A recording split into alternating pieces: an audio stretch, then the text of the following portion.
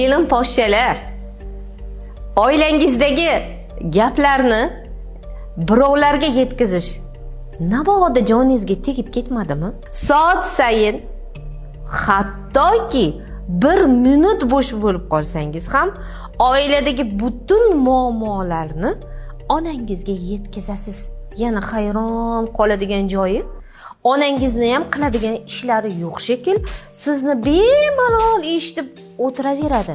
Va shunday kunlar bo'ladiki, siz yetkazayotgan barcha gaplar oilangizni ajrim yoqasiga olib kelishini bilarmidingiz?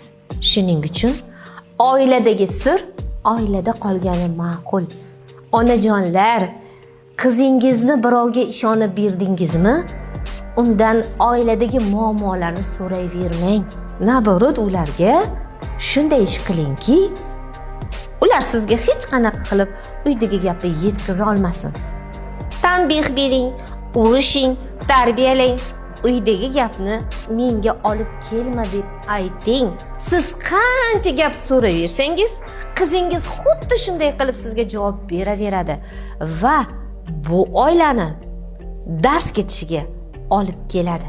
Shuning uchun hurmatli va hurmatini yo'qotgan kelin poshshalar, kamroq uydagi gapni ko'chaga olib chiqing.